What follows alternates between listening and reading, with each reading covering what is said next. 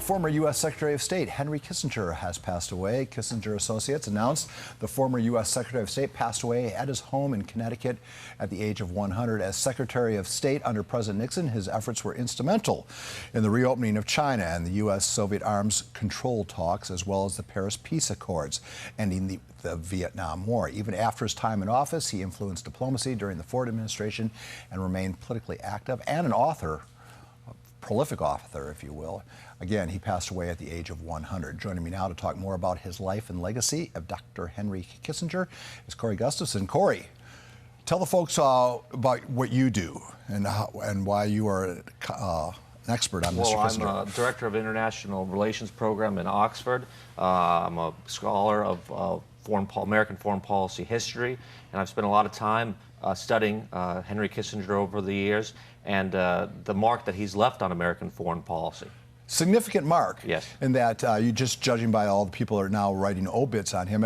I was struck by, it depends on who's the author of the obit, what the tone of it. Right. You know, one obit I say, the man who authorized the carpet bombing of Vietnam resulting in civilian deaths, and then the other one would be the man who received Nobel Peace Prize for ending the Vietnam War. Which is the more accurate one? Well, Henry Kissinger was involved in so many major American foreign policy decisions during his time, but to understand what his philosophy was of statesmanship, of foreign policy, is one concept: balance of power.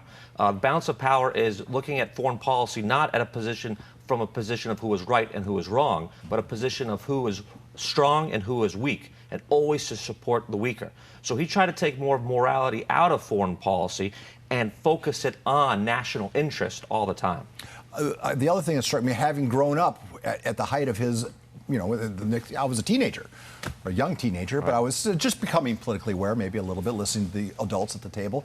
A lot of the issues that he was dealing with are still on the plate in 2023. What does that tell you? Well, it shows that he's correct. Kissinger was also a historian before he became a politician, if you will, and he was a great believer in history and a studier of history. And he believed that the best way that you can look at foreign policy and be a statesman is through studying those who have a reputation for it. And that could only be done through the study of history and through biography. He believed biography was one of the most powerful ways of understanding how to deal with other nations. And so he used that as the basis of his diplomacy, and he looked at diplomacy as an art, because it's not so much as a science, because humans change. Human nature is unchanging, and they make mistakes all the time. And he wanted to say, what are these mistakes made in the past? And then we can learn from them and apply those lessons learned to the present. The fall of President Nixon, how did that affect Henry Kissinger and his reputation? Well, that was really only the second act of Henry Kissinger's life. His first act was as an academic, then as a national security advisor and Secretary of State, which he's most known for under President Nixon and Gerald Ford. But then he had a stage in the rest of his life where he was a prolific author, where he was the only American ever to meet with every Chinese leader between Mao and Xi Jinping, and he met with every single Republican presidential candidate from his time out of office to help shape American foreign policy. He also developed a close relationship with Hillary Clinton when she was a Secretary of State, so he had influence on both the Republican Party and Democratic Party. Well, after holding office, he was still influencing things. So let's take a young Henry Kissinger and bring him onto the scene now. What would his policies be? Would he be consistent, do you think? Well, luckily, we had an old Henry Kissinger who was still writing when he was 100 years old. He just had a book on AI's influence on foreign policy come out last year. And so, again, when he would be looking at what's going on in the Middle East or in Ukraine, he's looking at it from a practical perspective or a realist perspective to see, where do America's interests lie? And to focus on those, and to take away everything else. Focus on what is in this for America. How can American aims be accomplished, and put aside more of the you could say morality, but put American values not necessarily at the very top.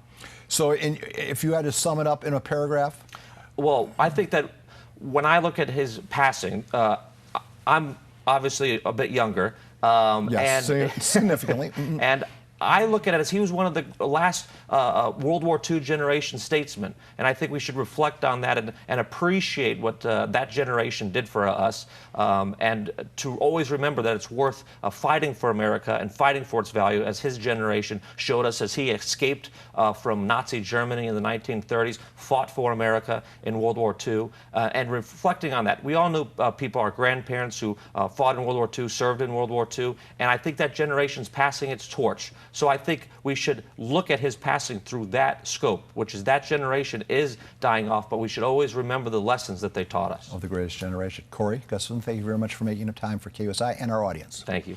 We'll be right back with more Good Morning San Diego.